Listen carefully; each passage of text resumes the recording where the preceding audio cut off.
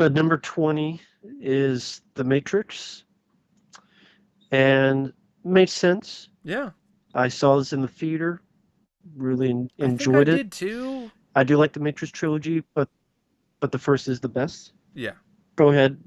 You Yeah, think you saw it in the theater? yeah, I think I might have saw it in the theater. I know I didn't see Reloaded because my parents were like, "Oh, you can't see that or whatever."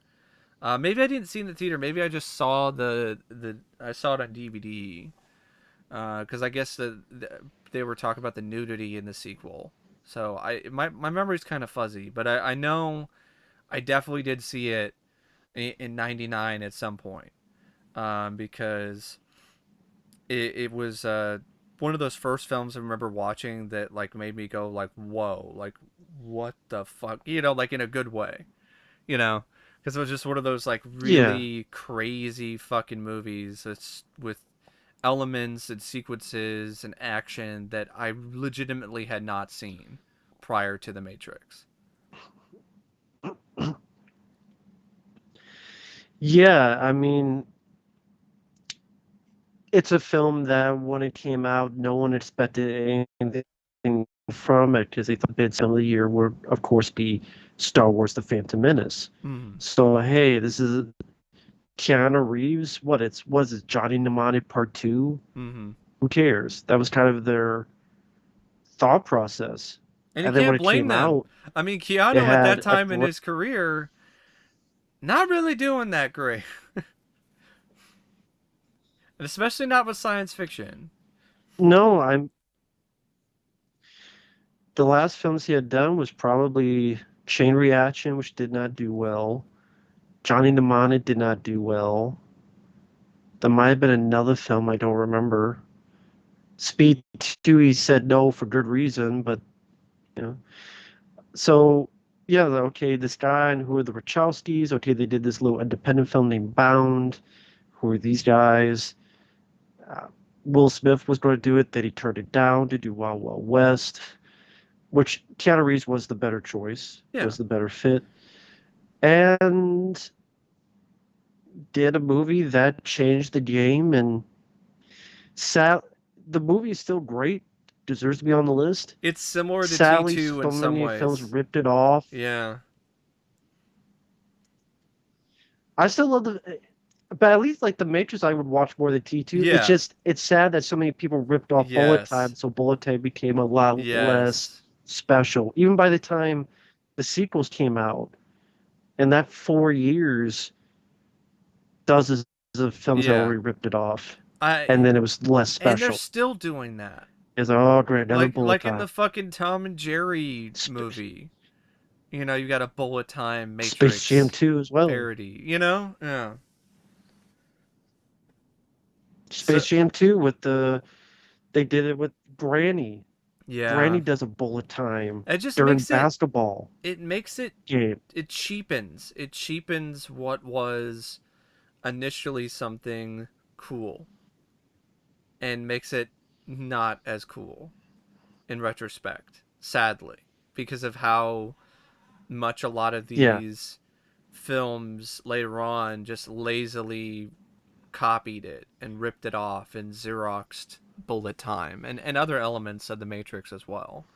Uh, yeah, I don't have a problem with it being on a list. It would probably be on one of my lists because of just how it just blew my mind when it was initially released. Um, this is a bit of a tangent, but I gotta get something off my chest. Like I know this is controversial, but fuck it, it's my sure. channel, my rules, my platform. I don't buy that this was intended to be some allegory about trans identity, transgender identity. I don't buy that Oh, at all. I don't have a problem with those allegories. I think they definitely have a place, and maybe you could make an argument at some point that maybe there are elements of that in retrospect, in hindsight, but I don't buy that this was intended from the very beginning to be something like that. Because it just doesn't seem like that. It just seems like a stretch. Like when you watch this film, the first thing does not that comes to your mind is not that this is some allegory for trans identity. Like that's not really what comes to my mind at all when it comes to the Matrix. But also, if it was that bit of a, if that was really the big deal, it's funny they don't mention it when this film comes out. They don't mention when the two sequels come out. They don't Yeah, even mention when the video game Path of Neo comes out. They no, don't mention it for decades until fine. They both transition. There's nothing wrong with no, that. not at They all. both like Lana. There's Uh huh. nothing wrong with that. But I think it's there's a word for that. You retroactively there's another term for it. You're being retroactive in saying that yeah, I agree. I don't think that was the original intention. I think it was meant to be. Why is it that they actually talked with philosophers on all the special features and none of that is ever brought even an iota of frame of reference on the multitude hours and hours Yeah, and hours of special features of various forms on the DVDs, the Blu-ray sets. It's just, well, we can say that now because this is who we are now. And I'm like, that's fine, that's who we are now, but you're making shit up. yeah. I'm sorry. It's like we had a trilogy planned. Not really. You weren't even sure if the first would succeed. You hoped you would get a sequel, but I don't think you actually had the sequel specifically Which makes two or sense three because written by the time you did the first it's such film. a risky kind of film to bank on the idea that, oh, this is going to be Exactly. a trilogy, because it's a very strange movie in terms of the plot and the philosophy and some of the other elements to it. It's definitely an acquired taste, and it's honestly uh, a testament to the film's staying power, and to how good of an action film it is, that it managed to break through so much into the mainstream when it was released, because it easily could have been something that went over people's heads, or something where a lot of people are like, I don't get it. Like, what is really the big deal? And I think there were some people that did feel that way about the Matrix when it came out. They were like, huh? You got a lot of people just looking at you like, what? Uh, and you know what? I don't blame them. I don't blame some of those audience members. There were some moments even when I first saw the film where I was kind of like, huh? I don't quite get that. But it's one of those movies though where when I rewatch it as an adult, because I've learned more about philosophy, because I've had a little bit more knowledge about the world and about themes and about subtext, it's one of those films that I rewatch and I'm like, oh, okay, oh, all right, that's actually pretty deep, and in a legitimate way too. It showcased that you could have a film that makes you think in the action genre, but isn't super preachy about it and pretentious, and can still be an exciting action film to watch.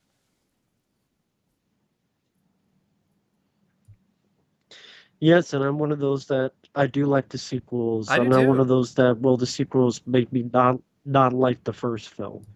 I'm not one of those. I'm sorry. Yeah, I'm I not one of those still either. enjoy all three. So the I next, don't care about the new one. I don't blame you. Now the next film on the list, actually the next two I haven't seen. Have you seen either of these? No. 21 is Once Upon a Time in the West. I have not seen it. I've heard of it with Sergio Leone. I Uh, think I might I'm have more seen. familiar with the director with the Man Well No Name trilogy. Yeah, I think I might have seen part of this because I remember staying over. I think I think it was at my grandparents' house in Arizona, or like at a friend's of theirs or something, and they had Once Upon a Time in the West, and I think one of them put it on, and I just remember falling asleep. That's really all I remember about Once Upon a Time in the West, is the first time I ever tried to sit down and watch it. It was Once Upon a Time. It's time for me to sleep. That's time for me to take a nap. Once upon a nap. But Yeah, I've never seen it. I haven't seen it, so I can't say anything about it. I know it's And really number long 22 though. is the 36. Yeah, it's a very lengthy film. And number 22 is the 36th Chamber of Shaolin. I haven't seen it. Not seen it, so I haven't I seen it can't tell you either. anything about it. So yeah, this is there are some points, as you've already heard, where we just can't say anything. That's just how it is. Like when somebody creates a list of things based on their personal views, like you're not always gonna run into something that you've seen. We haven't seen every movie. Hmm. Like Matt's seen probably more movies than I have, and I've still seen a lot of movies. But like there are some films no I haven't seen yet, and those are some of those movies. The next film though is Right. Heat, and do you want to tackle that one? Well, first I thought he was 95. I Hmm. don't remember it being 96. I guess it got moved up to But 23 I mean, because my list is no, I mean backwards. number 23 he I thought it came out. No, no, no. I thought it came out in 1995. It says here Oh, it came out in 1996. yeah, I think it is I thought that was a 95. 95 movie. I think I mean they've I mean, gotten is things he the wrong. I do have Heat on my list as well. It's kind of hard because, like, is it an action Yeah, it's film? more of a I guess in a thriller. way it is, kind of Yeah. like a Miami Vice. Mm-hmm. But Heat is a classic. I mean, Michael Mann, yeah, two powerhouse actors, Al Pacino, Robert De Niro. Pacino is the cop, De Niro is the crook. Not let down. No. You have this great cast put together, and it's not an actual letdown. Like, it's happened before we get two big actors together, whether it be Clint Eastwood, Burt Reynolds, and City Heat. Not Escape really that Plan. good of a movie. Escape Plan, Arnold and Sly.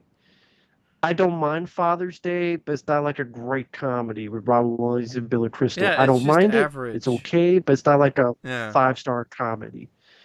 But Heat, it was worth it. A lot better than their follow-up, which was Righteous Kill, when the two actors worked together. I mean, and then you have the supporting cast where you got people like Tom Sizemore, Val Kilmer, you have uh, Ted Levine, you have uh, John Voight, you have a great set of capable actors with supporting work. You have really nice dramatic work where you have Al Pacino's team, you have De Niro's team, you have expert direction by Michael Mann, you have great music, especially Bowlby's God moving over the waters Mm-hmm. at the perfect song choice for the end. And the way it's framed and the way it ends just fits with this epic tone. It's a long film, but I did not feel the pacing in that one because it's just beautifully photographed and the acting is just captivating It's performances, mesmerizing. so you're curious to see what will happen Yeah. next. It's a mesmerizing film in a lot Yes. of ways. Very compelling story If there was too. more stuff that was in it that was yeah, and there's more stuff in it that was cut out. Like from what I understand, there was a bit where Al Pacino's character was coke at it. That's That's why crazy. he's so hyper throughout the film. Yeah. And it's That's why, what have we got? is She that got why he big has ass yeah, or he's got a whatever he great says. ass. Yeah, That's it why he was so hyped up in the film because the terror's supposed to have like a drug addiction, from huh. what I understand. So this is also one of those instances where a filmmaker gets a second shot, gets a second try at a plot and Oh at a yeah. story. And the film is unique in that regard because the original version of this, I think, it was Takedown in L.A. or something. I forgot the name. I forgot the name of the film. But the original version of this is I think it yeah. it's a TV movie. It was a television film. L- yeah, L.A. it was called Takedown. LA Takedown. Yeah, In and 1989, around there, mm-hmm. 1989. And I guess Michael Mann felt like the TV realm was too small for his story, and he was right. And A- and he and the decided actors were not good in that. no, they weren't. They were And just so not good in that movie. he felt that he could really do a much better job with the story if you had actors that had the right gravitas and the right presence, and you had a budget. And also he waited. He didn't do this like, oh, his second or third film, bam. Like, he waited a little bit until like he had some other films under his belt, and then he came out with Heat. And um I don't know. I view it more as a thriller myself, but I'm okay with it being on the list. I don't know if I would put it on my list because I'm kind of picky. I'm like kind of really picky in terms of genres sometimes. So, but it's still an amazing film. It's a great movie, and I definitely would recommend it to anyone. Uh, the next film is another Jackie Chan movie, Drunken Master Ii from 1994. One that I haven't seen yet, but is it, I would think you've seen it, right? Because of Jackie Chan, and I know you're a big fan of him. Yeah, yes, this is one of his better Hong Kong films. I believe in the U.S. it's called just The Legend of Drunken Master. It has a great, insane finale with some excellent fight sequences where he's walking on hot coals and he's drinking this alcohol, spitting out liquid. Some of it's fire, people, his arms, his legs being caught on fire. A whole amount of choreography that is very dangerous to be partaking in. I mean, there's even a point that, in a way, breathes fire by doing that. And excellent fights choreography. There's a point with him and another guy. There's like 50 people in this shop where he's got to avoid all these spears and use a table as a cover, as a shield. And it's a great assessment of stunts and fight choreography that shows Jackie Chan in his prime. It's a good movie. I don't know if I would put it that high, but I can't be mad with it on the list because it's a good film. It's a good Jackie Chan film. Definitely be in my top 10 Jackie Chan Would you movie list. say Movie. is it one of those sequels that's superior to the first film? Yes. Okay. Yes, because the first Drunken Master is that bad, but I think the sequel did even more with its Mm-hmm. fights, its choreography, its action, especially in the finale. So the But it next has an film, excellent finale. yeah, sounds like a fun movie. I definitely need to do a Jackie Chan marathon one of these days. The next film is another one I haven't seen yet. Number 25, Project A. I don't know if I've seen this one. I might have seen bits and pieces. Uh, yeah, I can't remember it too well to give a great assessment. I think this might be the one where he does the Buster Keaton homage where he's hanging off the clock and he falls through. Yeah, from a clock tower. Yeah, it's his homage to Buster Keaton. He's hanging Uh off huh. a clock tower. He falls through, no safety nets. But I can't remember too much about it.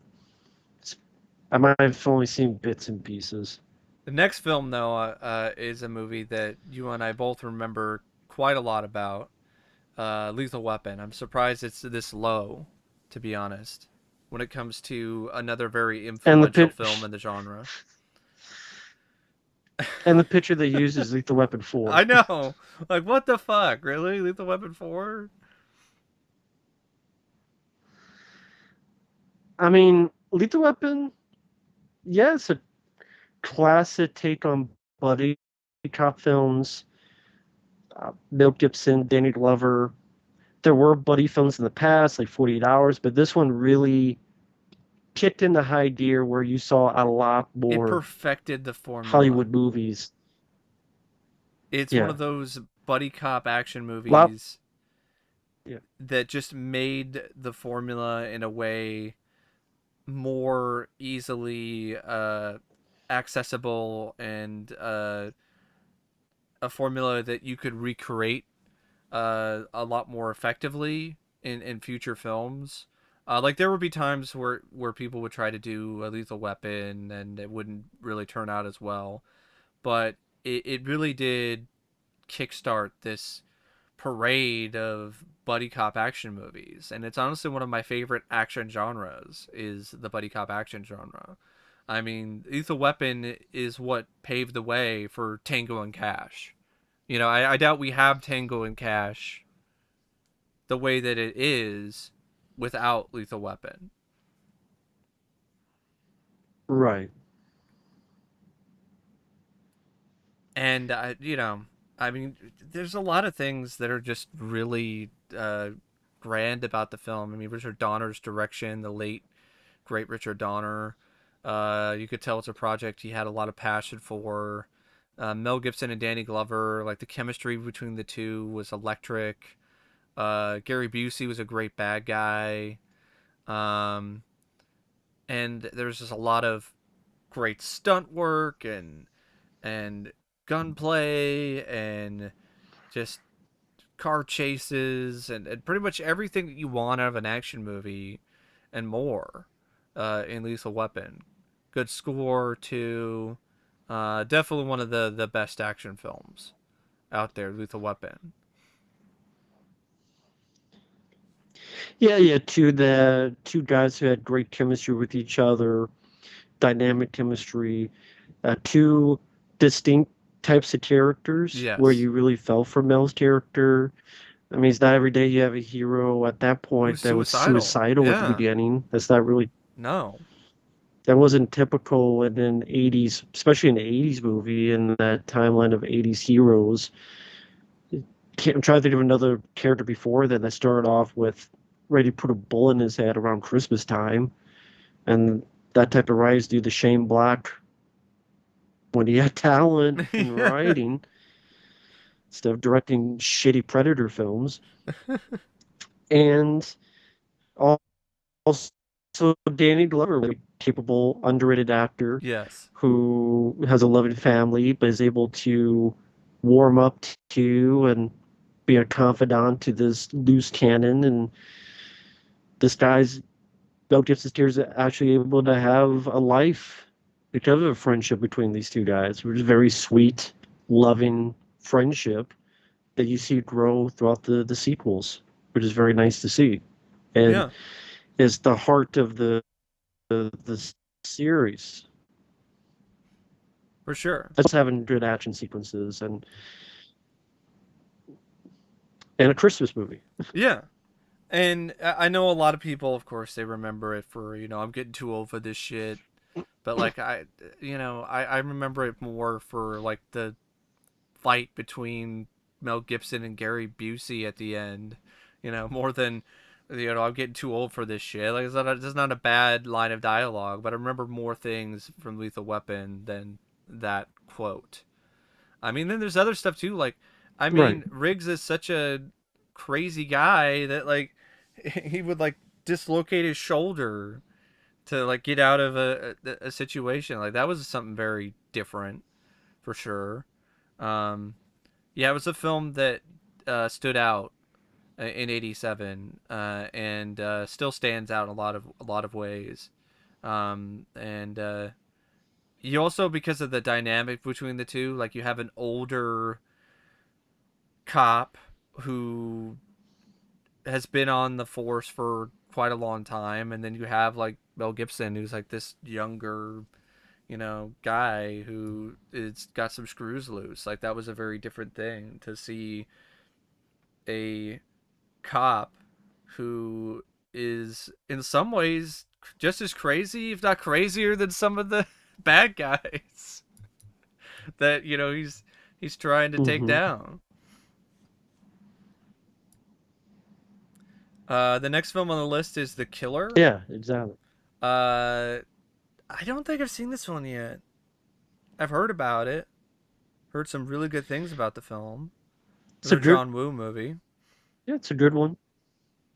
It's a good John Woo flick. Definitely up there in his Hong Kong vernacular. I would put Hard Boiled above it, and I would put Bullet in the Head above it.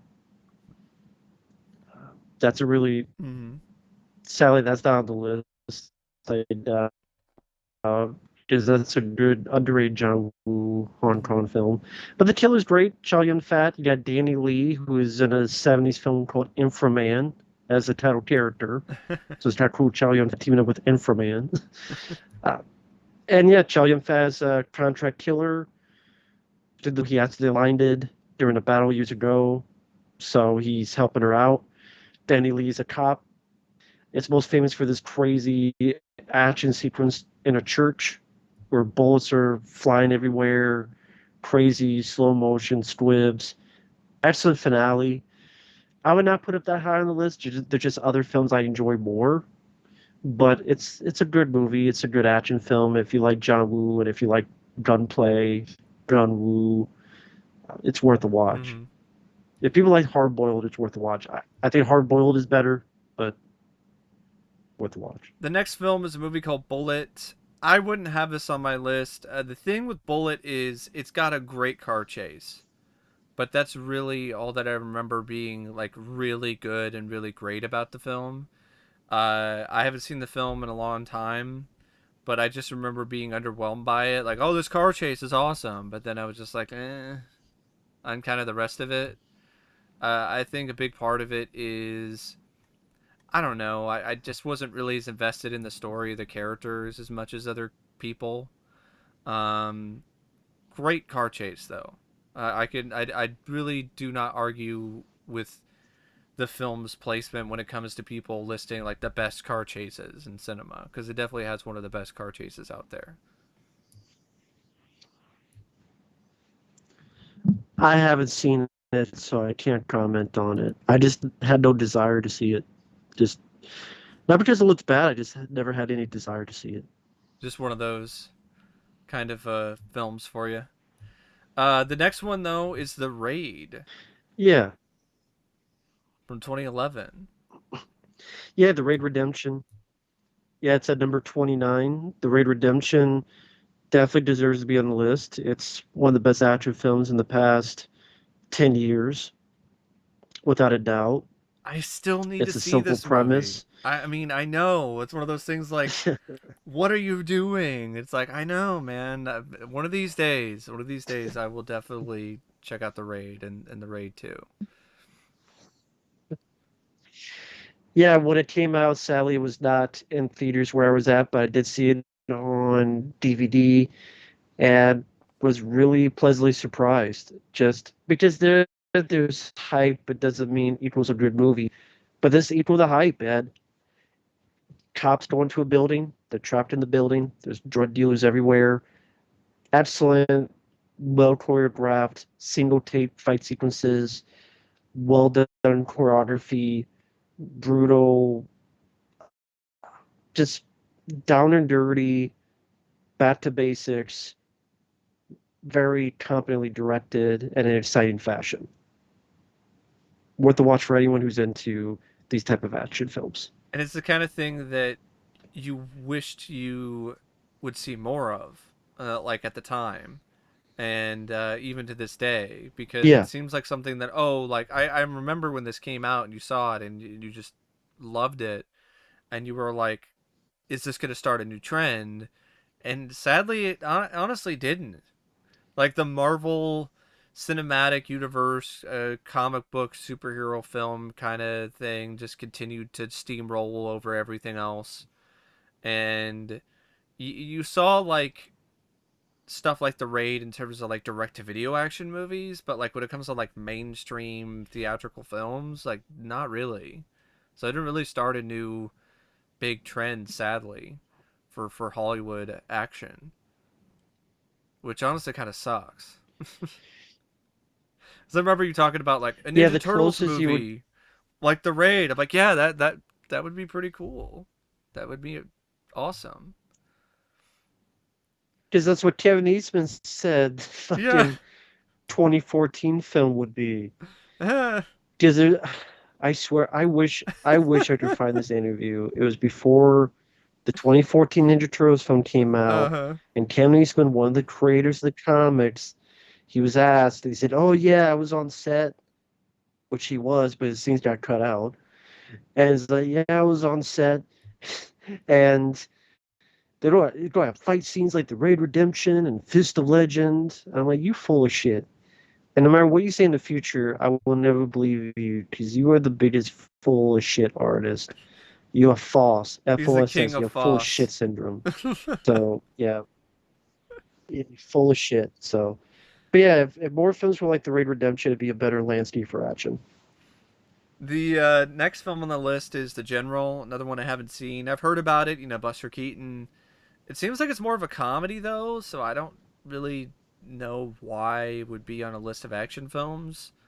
But then again, I haven't seen the movie, so I can't really say anything about the film in terms of really truthfully whether or not it deserves to be on the list. But I will say this: Buster Keaton was an amazing performer.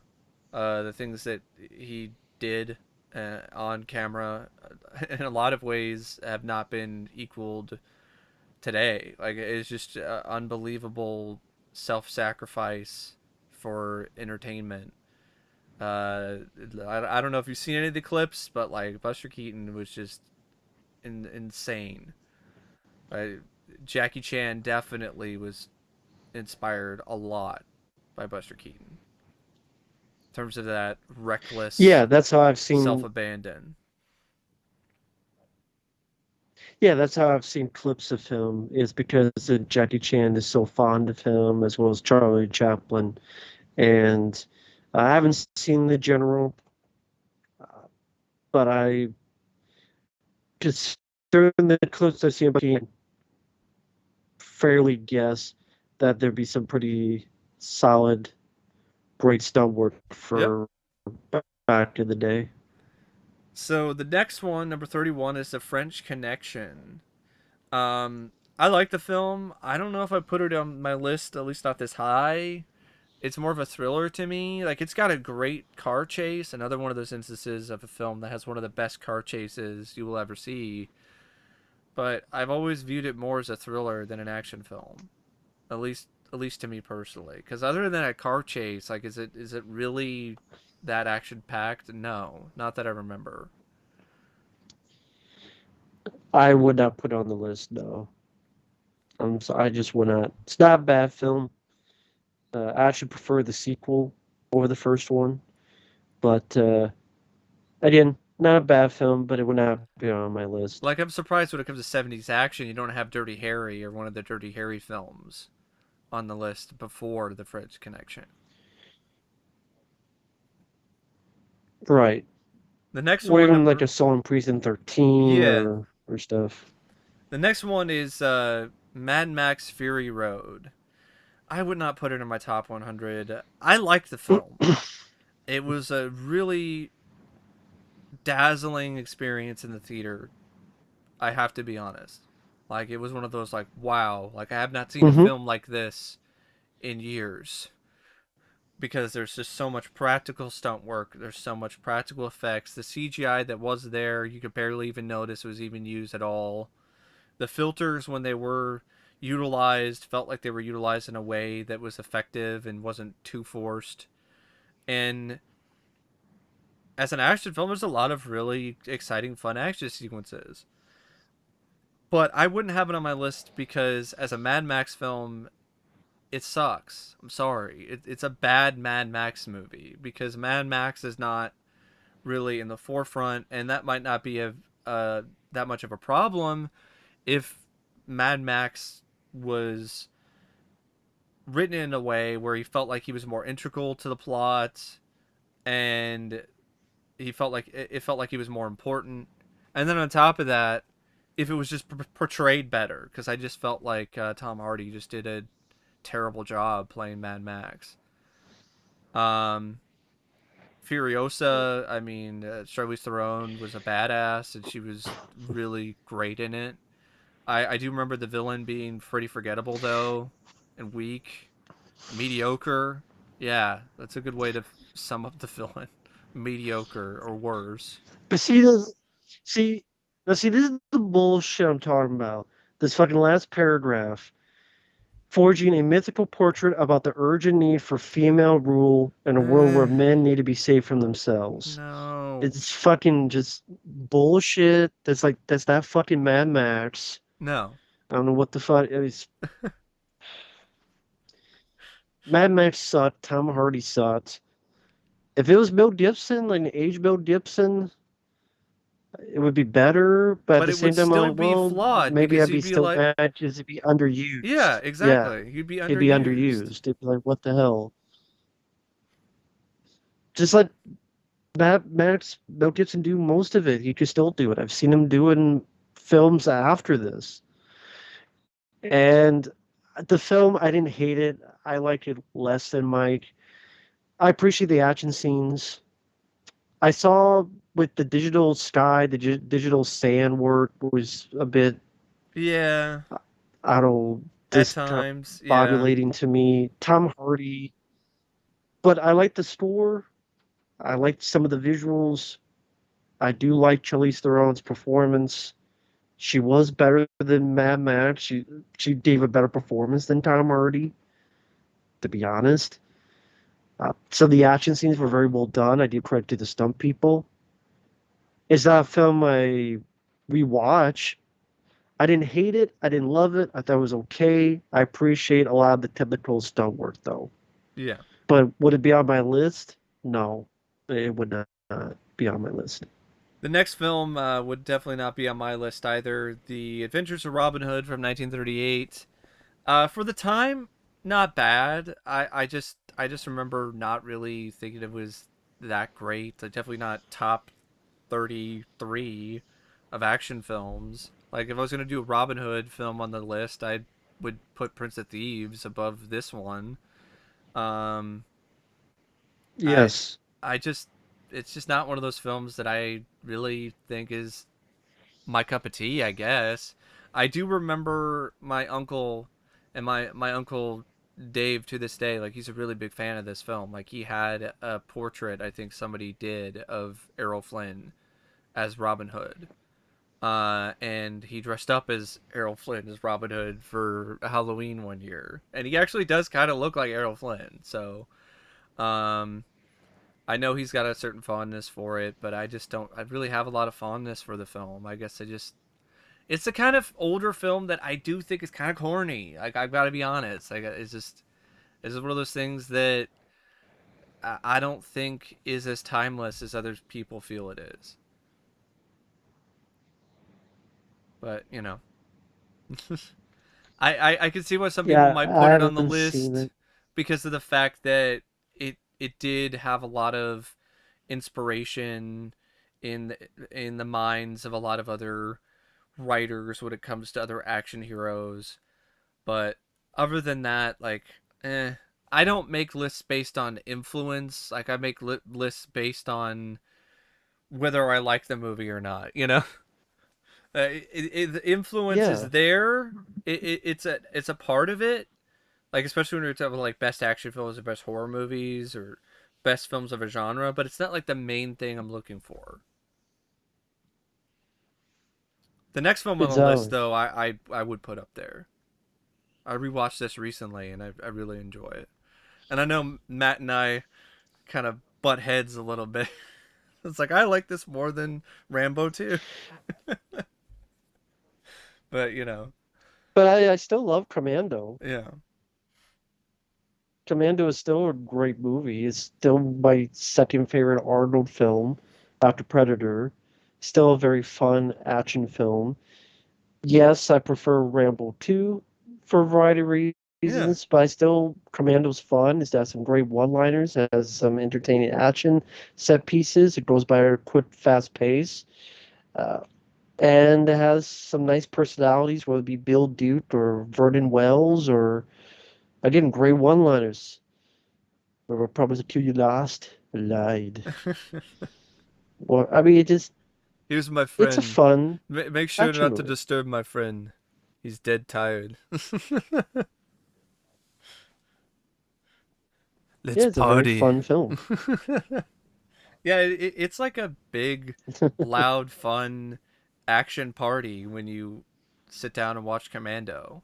Like from the very beginning, like it starts with a loud and crazy bit of action. I mean, you have like garbage men who go up and just gun some guy down. And then you have like a whole thing with like a car dealership. Some guy steals a car, runs some fucking guy over. You're just like, all right, okay, I'm ready for this. And it shows Arnold like in the prime of his physical condition, just jacked to the gills, and some fun one-liners. I will admit the villains, Dan Hedaya, he does the best he can with what he has to work with, but Vernon Wells, I could see why some people find him not to be incredibly intimidating. Like he's not like a really well built guy in terms of his physicality, but I think Vernon Wells still did a good job in terms of showcasing the psychotic nature of Bennett and how much of a wild card the guy was. But yeah, it's a film that if I think about it a little bit more, there are some things that aren't necessarily ideal. I mean, when it comes to an '80s action movie, I honestly I rewatched Cobra as well around the same time, and I would put Cobra above Commando, and I really love Commando. I like it a lot. But if this was my list, Cobra would be on here a lot higher. Um, but Commando is still a Or at all. classic. Well, Cobra probably isn't even going to be on this list. I highly doubt it. I, I I would bet money it's not. And that's just But yeah, Commando's a lot of fun.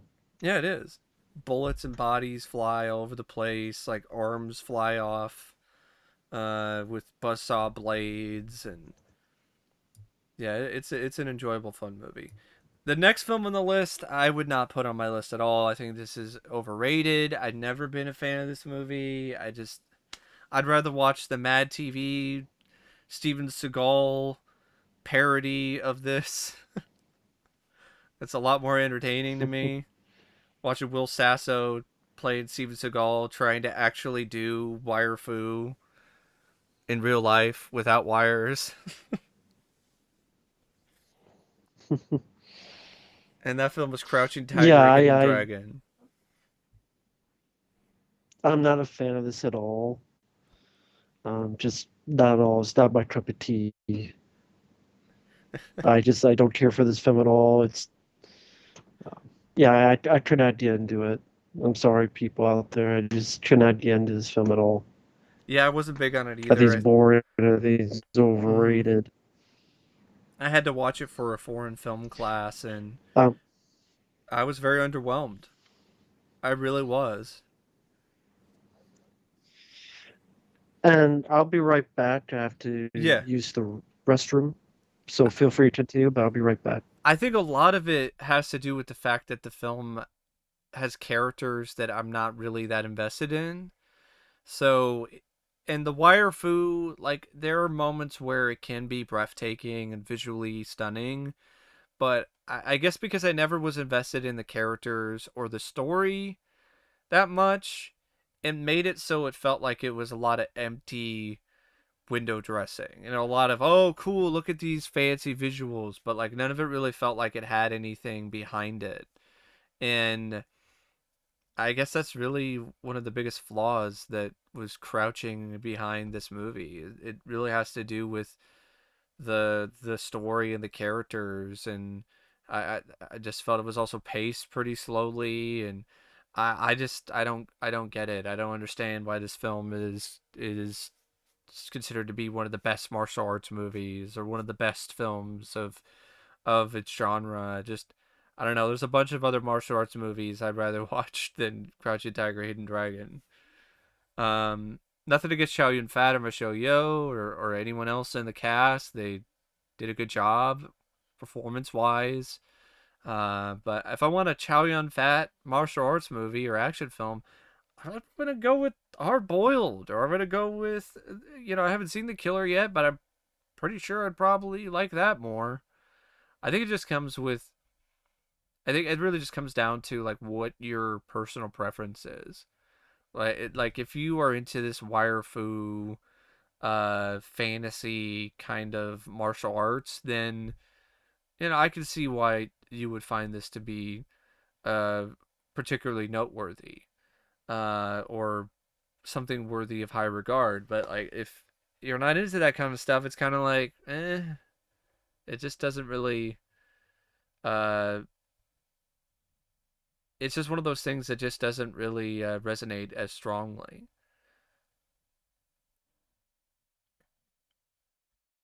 Now the next film is something that I actually haven't. Another film I haven't seen is called Dragons Forever. It's got Jackie Chan in it and Sammo Hung. I think I've heard of this one. It's one that I do want to see. I think it only has a DVD release, which is really strange for a Jackie Chan movie, let alone a martial arts film. It might have a Blu-ray, but it's one that I think only had a DVD, if I remember correctly, which is pretty crazy if that's the case. Um, but yeah, Dragons Forever. Just waiting for Matt to return. Um, boy.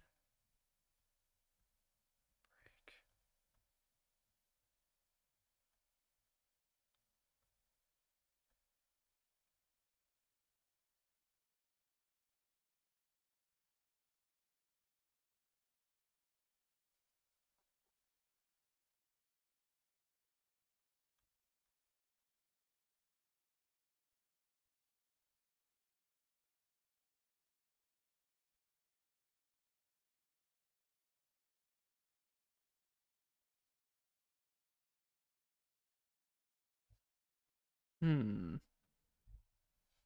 So I'm thinking what we'll do probably, since this is already like close to 3 hours.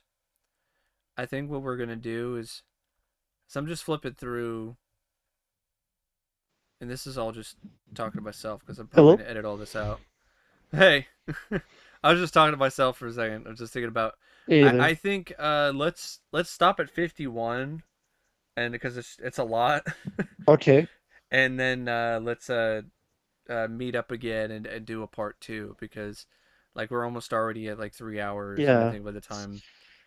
Yes.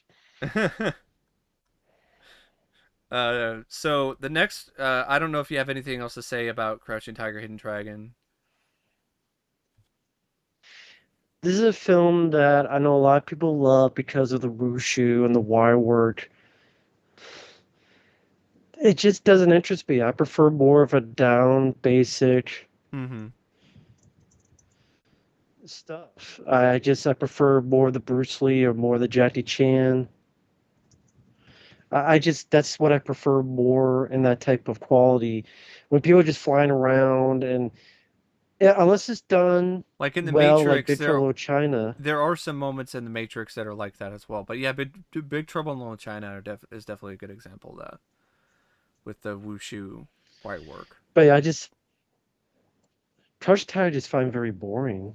Yeah, I did too. Like I mentioned, how it felt very visually. It was visually splendid, had a lot of splendid visuals, but it didn't feel like there's a lot there when it comes to the story or the characters. So it felt very empty, despite like all these really grand and genuinely spectacular visuals at times. It just didn't really resonate that strongly with me, because I just didn't really get into the characters or the story, and that made it boring, and that just made it a whole bunch of fancy window dressing. I was like, oh, okay, cool. All right, is that it? you know. And speaking of Big Trouble in Little China, yeah, I would have that on my list above Crouching Tiger, Hidden Dragon, Yeah. if we're gonna do that. And speaking of dragons, the next film is Dragons Forever. I haven't seen this one. I know Jackie Chan is in it. Sammo Hung directed it. Uh, I think I saw a trailer for this, and it looked like it might be fun. And I think this might be one that's only on DVD. Like I was talking about this while you were taking a break, and I'm not 100% sure on that. But if Yeah. that is the case, that's honestly pretty surprising and kind of lame that it's only on DVD. Like this doesn't have a Blu-ray. Hmm. Considering that apparently there's a lot of people that enjoy this movie. Why? I think there's a Blu-ray of this. Oh, okay. Well, Maybe I it's guess one of maybe the. I don't know it's official. I know it's on Zavi Oh, okay. and such. So maybe it's one of those that's overseas, not in the Yeah, I U.S. don't. Oh, it was 88 films. I think it was Oh, they 88 just. films that Oh, I think released they it. just did that recently. That's why. Okay. Oh, that makes sense. They've been doing a lot Because of. that's the same group that did like Van Damme Mm-hmm. films, like Universal Soldier: The Return, and they've done some other Jackie Chan stuff. Mm-hmm. I haven't seen it yet though, but have you seen Dragons Forever?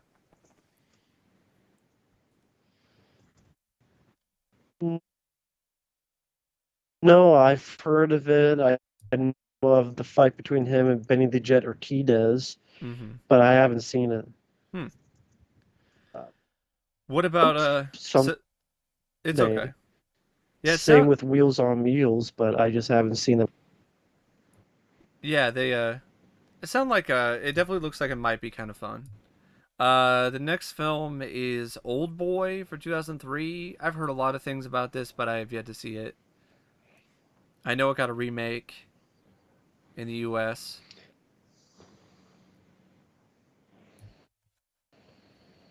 I haven't seen it. I've heard a lot about it, like you. Mm-hmm. And yeah, I know the twists. I know the plot.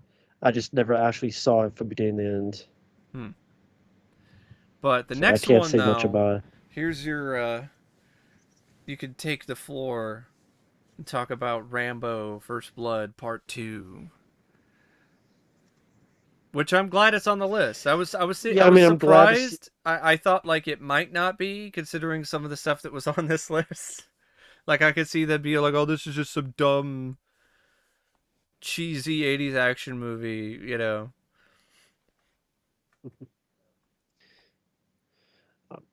Rambo First Blood Part 2, I saw first time when I was a kid and enjoyed it ever since to this day.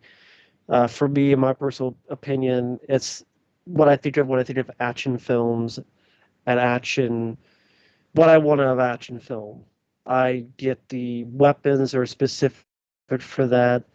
I get the set pieces that are fun, entertaining, and a variety, whether it be stealth, sneaking in the woods, the jungles, I should say, killing people one by one, C4 tipped explosive arrows, helicopter battles, bazooka fun, uh, whether it be the boat scene, whether it be the whole finale.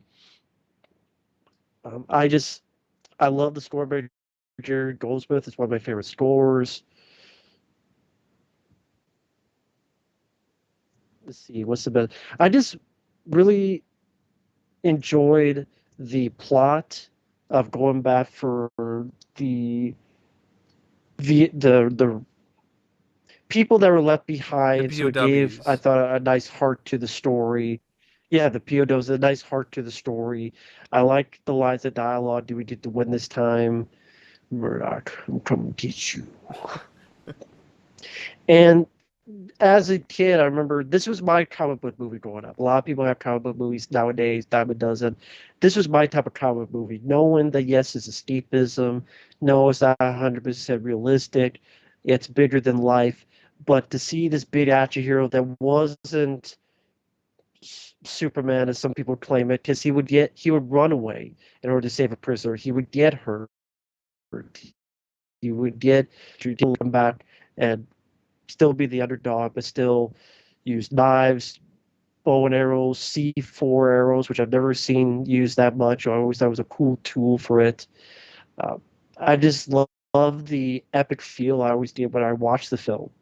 You know, I like the character of Ko.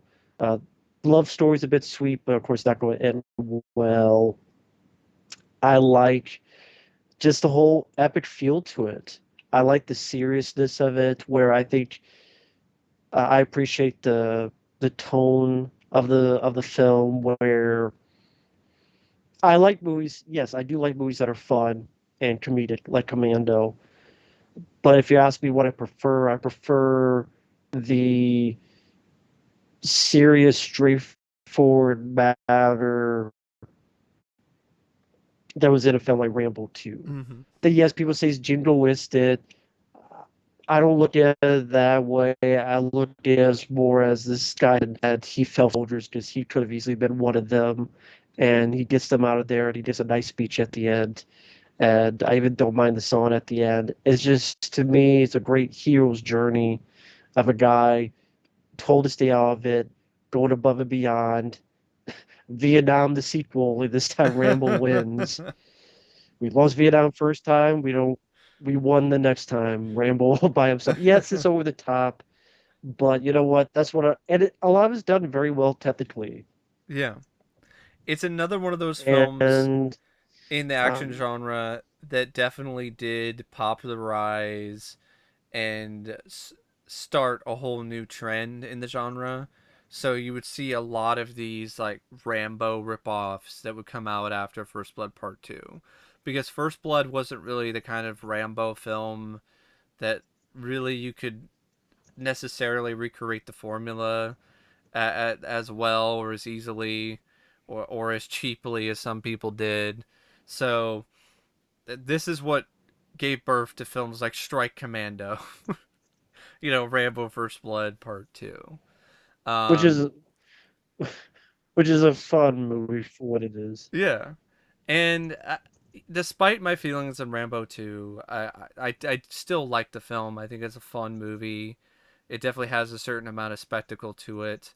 I've always liked the speech at the end where Rambo talks about how he wants what they want, and what every guy who spilled his guts for his country wants, and wants his country to love us. I think it was like, I want love us as much as we love it. It's one of those things that, yeah, I know some people might think that's jingostic and blah blah blah, but it's a statement that still rings true. I think there's a lot of veterans who saw that at the time and even today are like, yeah, that's what we want. We want our country to love us as much as we love it. And there's a lot of times where it doesn't love us back. I mean, look at all the veterans that are homeless to this day, who are sick or wounded or dealing with mental health problems and all this other. And there was a recent story where a veteran, he was turned away recently. Like, he was like, I need help, and like, no, I'm sorry.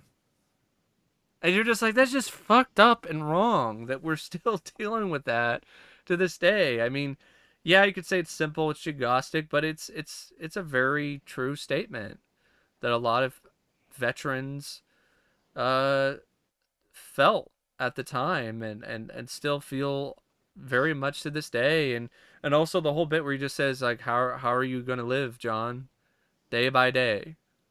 That's a simple thing, but I know Matt and I both use that sometimes when it comes to how we're approaching our lives sometimes. Yes, It's just day by day, because sometimes that's just the best way to approach things. Like, you're not always like, oh, how are things? Oh, it's great, or it's good, or it's not good, or it's just day by day. Just That's just simple but really effective, and that's kind of how the film is in a lot of ways. There's a lot of simple but really effective stuff in Rambo 2. Um, One of the biggest standout moments for me is just the waterfall sequence. It's just a simple thing: drop a bunch of explosives, make an explosion that just goes sky high, and have a stuntman jump, and there you go. Just lots of fire and smoke, and it's simple but very effective when it comes to the action genre.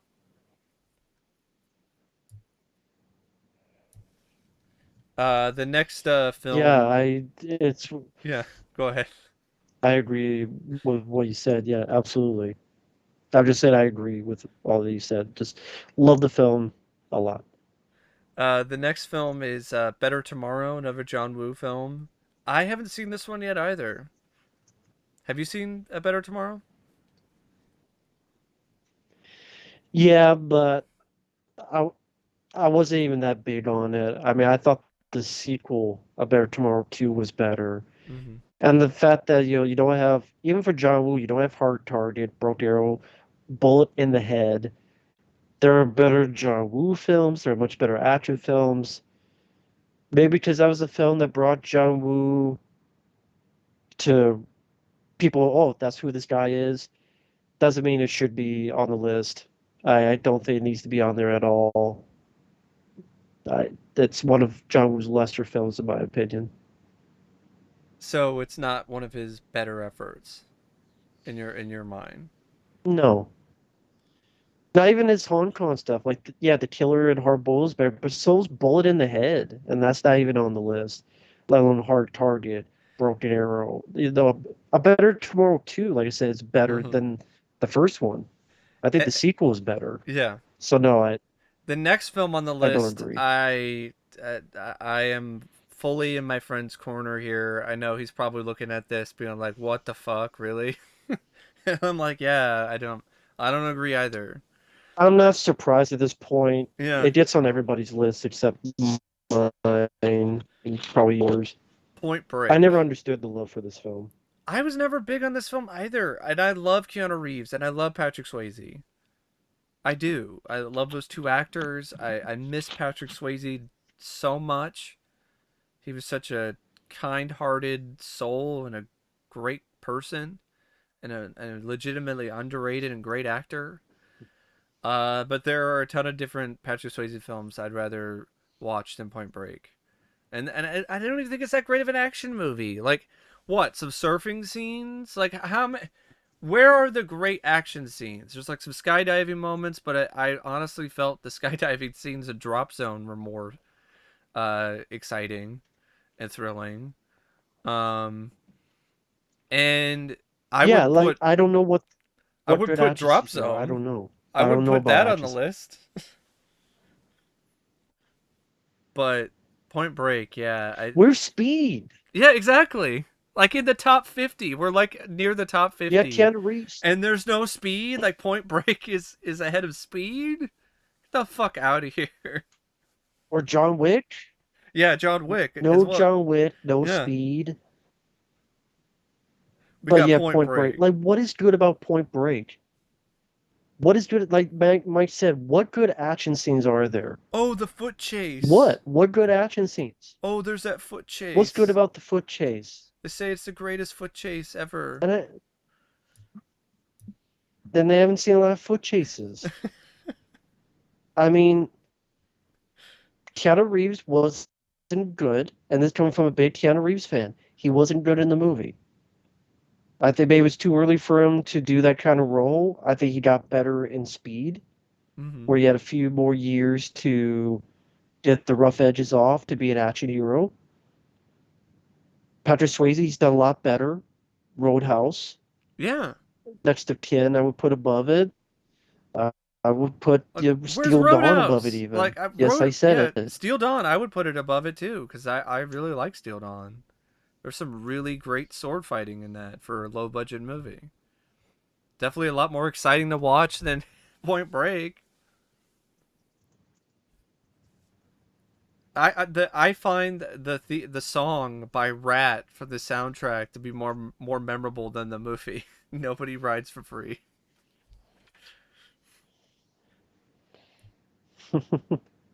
But Yeah, I great don't get point. the praise. I Where the never fuck is understood it. Speed? Like, where the fuck is Speed? Like, that is one of my easily probably somewhere in my top 10, 15. Like one of my favorite films, one of my favorite action films, period. And it's not even on a list yet. The next film is Kung Fu Hustle. Oh, perfect. It feels like a hustle at this point, right? You're like, where the fuck is Speed? Where's John Wick? Where are any of the James Bond movies? Kung Fu Hustle's not a bad film, but No, I would not put it that high. I mean, it's entertaining. It's fun. I just wouldn't put it on my list. There's just other movies I would put above it. I But it's agree. not a bad film. Yeah, for sure. The next film is Mission Impossible Fallout. Yeah, that was a good one. That's a good action film for sure. Um, I'm glad they didn't put Ghost Protocol I because don't I know would if I have. put it that I wouldn't high. put it that high. I mean, personally, I liked Rogue Nation a little more, but I still like Fallout. Um, Yeah, I like Fallout as well. It's a fun movie. I did. I just for a newer film like that, I don't know if I would put it that high. Especially not But over it's John still not Wick a. It's an. Or John Wick Chapter 3. But yeah, I still like it. It's a good movie. One of the better Mission Possible films. Still very enjoyable flick. So yeah, I don't have. I don't think it should be that high, but it being on the list, it's fine. Yeah. And I do admit it does showcase a lot of what is very endearing and likable about modern action. It is prevalent in Fallout and in these Mission Impossible sequels, where Tom Cruise is just an insane wild man, just doing these crazy stunts and insane action set pieces for real. And in a lot of ways, it's kind of a throwback because that's something that I really have always been fond of when it comes to the action genre is the stunt work, is the men and women who risk their lives for our entertainment and do these crazy, insane stunts for the camera and for the big screen.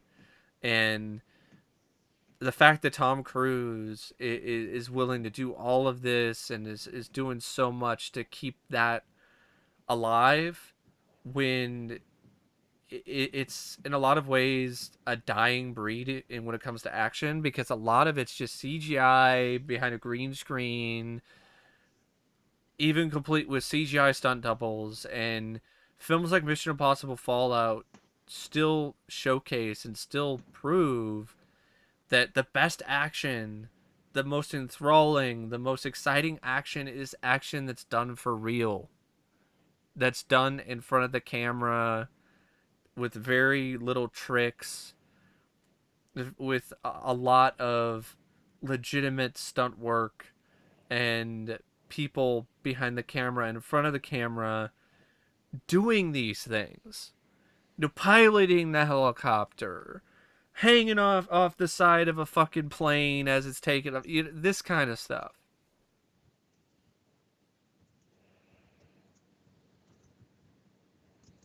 Yeah, and I think that's one of the things that makes Fallout Rotation work well.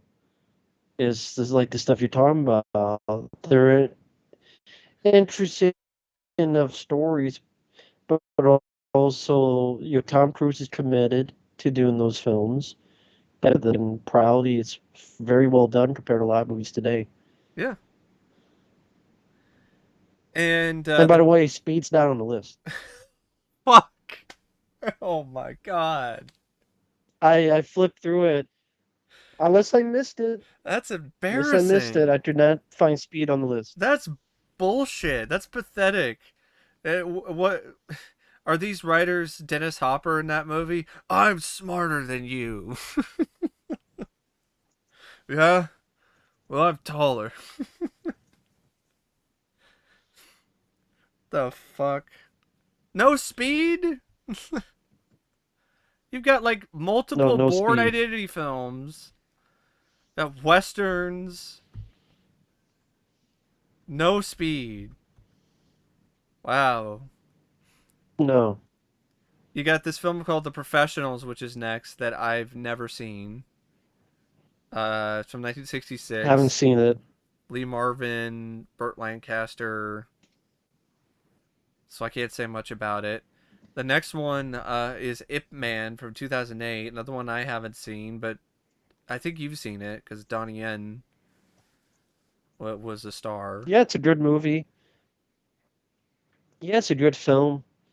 It's based on the guy who mentored Bruce Lee. Definitely a great. It's a movie that definitely showcases Donnie Yen's physical ability to do martial arts. It's a good choice on the list. Mm-hmm. Well choreographed, fun action set pieces. But above speed. I have no issues with it being on the list. No, I would not put it above Speed. No, but there's a lot of movies I wouldn't put above Speed. I would have Speed on the actual fucking list. But I mean, I would have hard targets down the list, broke arrows down the Mm-hmm. list, Cobra's down Cobra. the list, Cliffhangers down the list, Demolition Man's not on the list. There's a Chet, the Running Man's down the list. There's no Van Damme films. There's no Steven Seagal films. There's no Rocky films. But That Raging Bull's on there. uh, that just pisses me off that there's no Rocky movies That's on there, down but Raging Bull right. is. Like So that's not an action yeah, film. Like that just irritates me. Like that's not even a fucking action movie. You cannot make an argument that Raging Bull is an action film.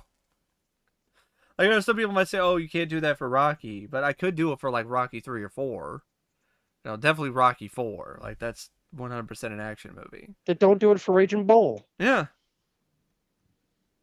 which is on Ooh. the list down below, further down the list. I guess I've always felt that film was just massively overrated. I've never been a big fan of Raging Bull. It just kind of makes me rage because I'm like Robert De Niro's done better. The director has done better. There are Mm-hmm. much better boxing Yeah. movies. I can't stand Jake LaMotta. He's a fucking asshole.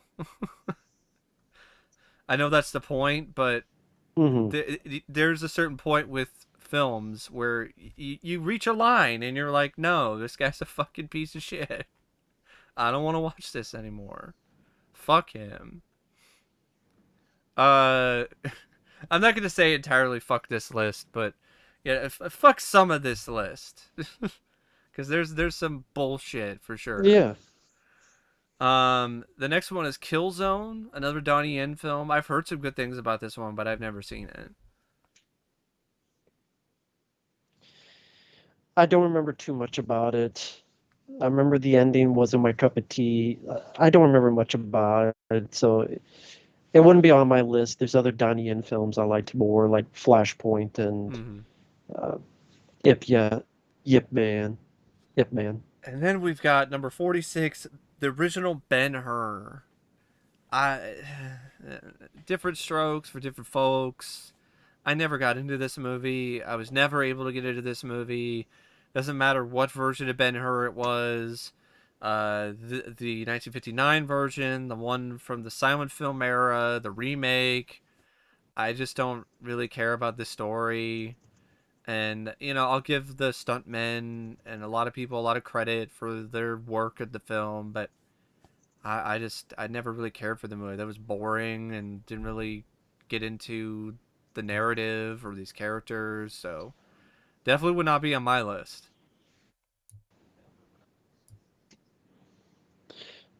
No, I don't think I've seen it all the way through, just bits and pieces. But I have a feeling I would feel the same way, honestly. The next film I I would really have on my do. list, but it would be a lot higher. True Lies from 1994. And before I talk about the film, it is still a fucking shame and a bunch of bullshit that this is not on Blu-ray officially or 4K. Like, really? Oh, because it's controversial nowadays because of terrorists. Get the fuck out of here. That bullshit. Yeah, it's stupid. Terrific action film. A great blend of comedy and action. Uh, One of Arnold's best, at least for me personally. Arnold and Jamie Lee Curtis were a great pair. Bill Paxton, the late great Bill Paxton, has a great cameo. I thought the villains were fine. I do admit, when it comes to True Lies, like the main villain is really not that memorable, even though he has a very memorable death. You know, you're fired, but it's just the guy doesn't really leave a mark in the same way as Vernon Wells in Commando or some of the other bad guys in Arnold films. Speaking of Arnold, Tom Arnold actually was fun. This is like one of the few instances where Tom Arnold wasn't insufferable or annoying. Like you could actually tolerate him. Um, really good mix of spy tropes with 90s action. Some really great, spectacular action sequences. Yeah, I have no problem with it being on the list. I really like True Lies. Always have. Yeah, I True Lies is a very fun movie, entertaining James Cameron film. The The last last James great Cameron James Cameron film, movie. yeah, has great action set pieces, good sense of humor, um, great cast, put together a very fun package. Great escapism, big entertainment. I mean, you have Billy fighter plane sequences, some pretty good special effects utilized with that. Yeah, a lot of fun. It's definitely what you want out of an action movie, I and it definitely does follow a lot of the beats that you want out of a classic, exciting, thrilling action film.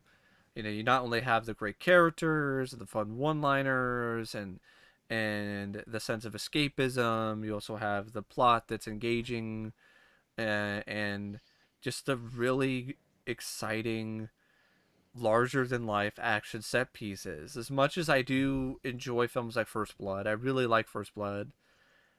When it comes to an action film, I really like the ones that go big. And True Lies is a great example of that, of an action film that goes big. yeah, The next film is The Blade. I've never seen another one I haven't seen. I can't say anything about it. From I've never 1995. seen it. The I haven't next one seen it is myself either. Leon the Professional by Luc Besson. Good movie. It would not be high on my list, but it's still a good one. Mm-hmm.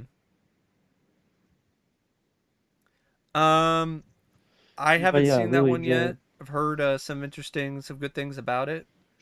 It's one that I haven't had the opportunity to check out yet, though, so I don't have much to say. For Luc Besson, I put The Fifth Element, above. I haven't seen it yet, but I'm pretty sure I Yeah, would put The Fifth Element above this.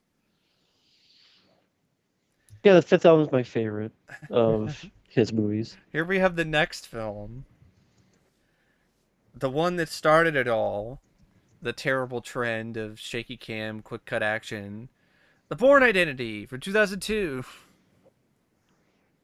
No speed, but multiple Bourne Identity films. Yeah, there's a lot of films missing. I mean, from Collateral to Gross Point Blank to you mentioned Speed to Where's the Steve from New York?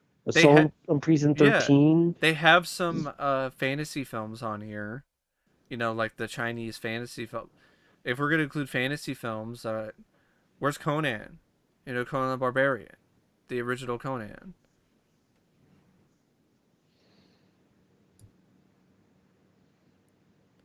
Nope, I don't know don't why. have that there. Um, but we'll have the Bourne Identity, and on top of that, we will rank not one but two Bourne films above John Wick on the same list. Uh, Yeah, exactly.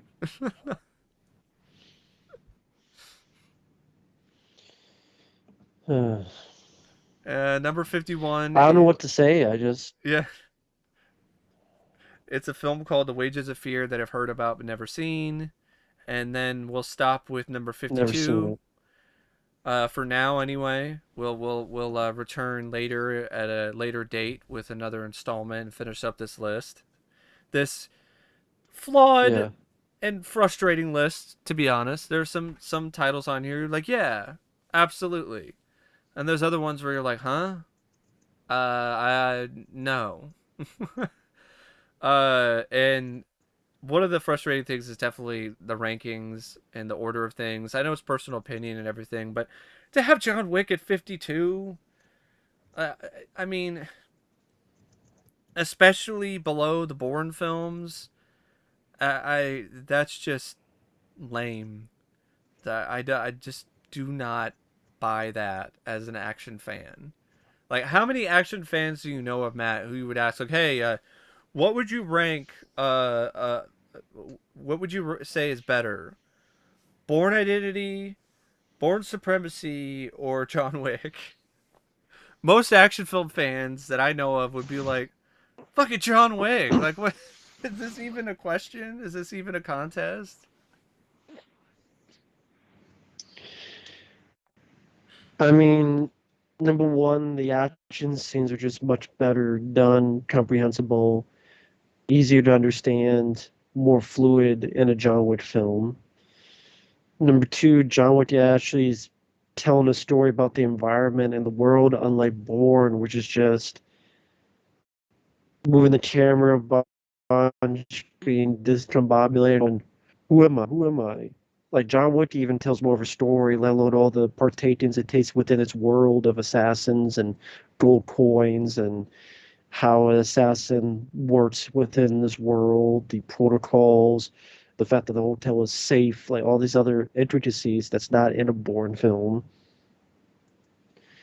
Um, yeah, I don't see what makes Bourne Identity worth the spit. I really don't. And also, I mean, it's not just the action in John Wick; it's the characters. I mean, John Wick himself is a much more sympathetic, much more relatable, much more personable, much more likable lead than Jason Bourne. And Matt Damon could be a very likable guy. It's just there's not much to like about Jason Bourne because you don't know that much about Jason Bourne. He spends most of these films not even knowing who he is.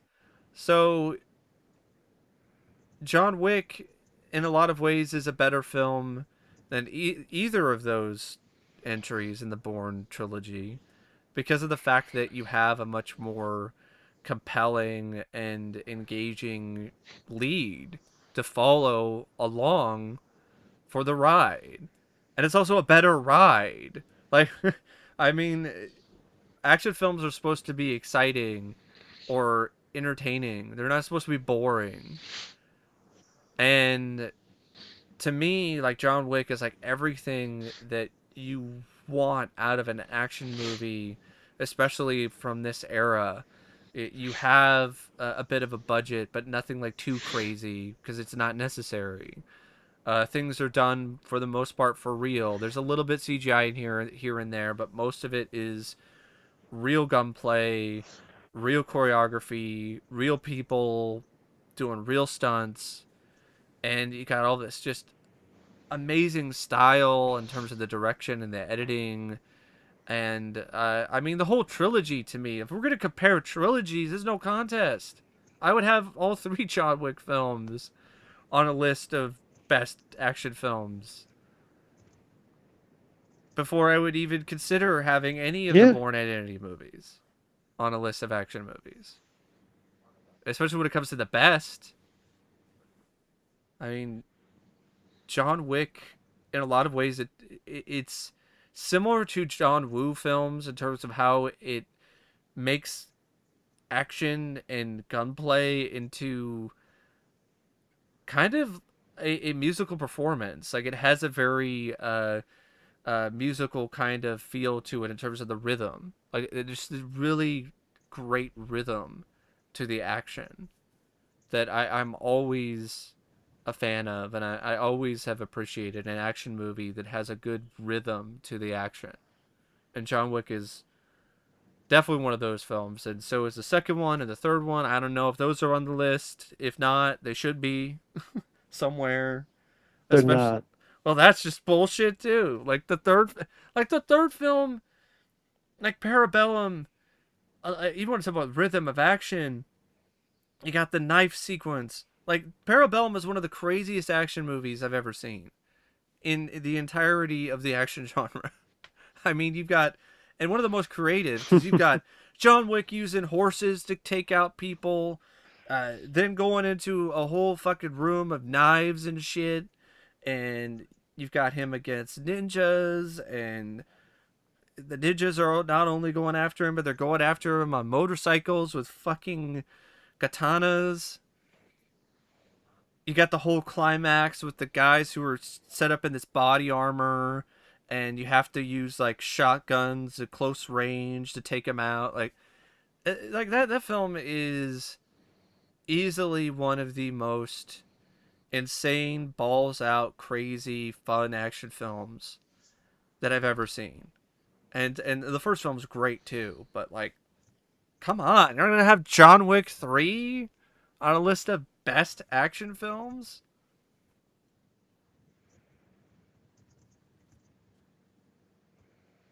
I There's also no Speed on the list. I don't know what, Yeah. or Escape from New York, or Celebrity 13, or so I don't know what. Yeah, the John Wick films to me, especially the first one, helped change how a lot of people are doing action scenes nowadays. Mm-hmm. Whether it be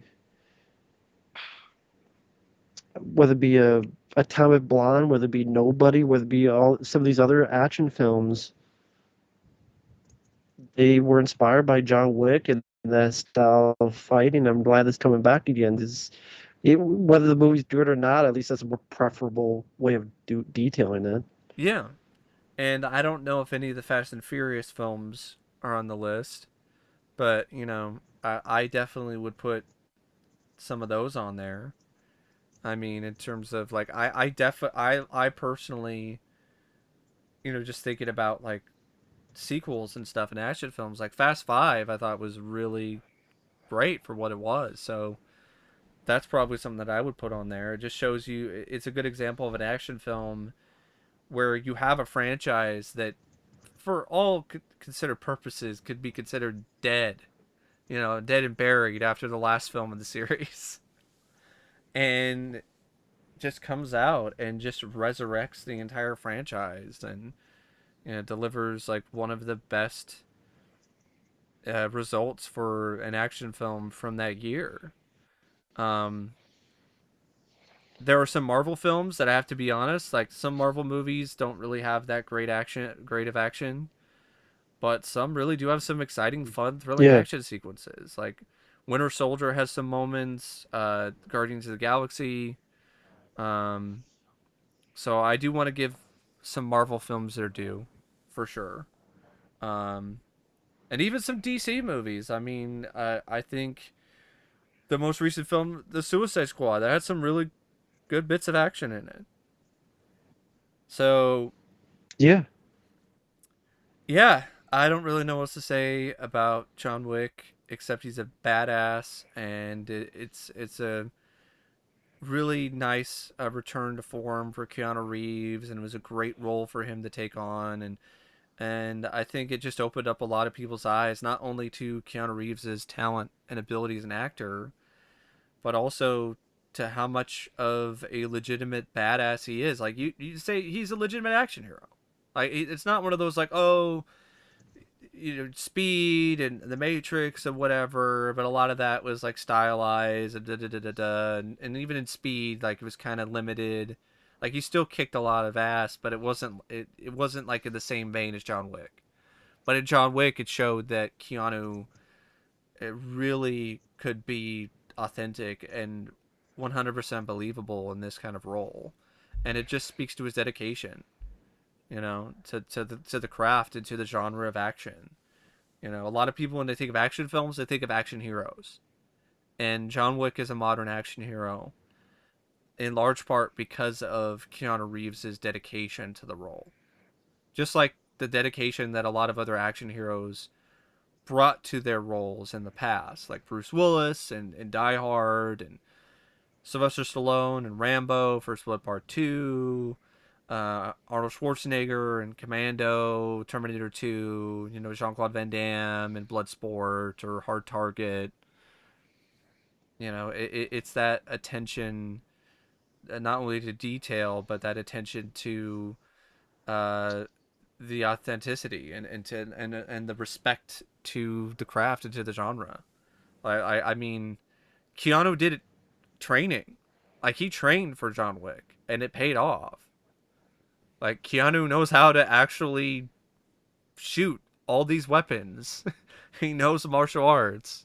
Like Keanu could conceivably probably fuck up a whole room of people if he had to.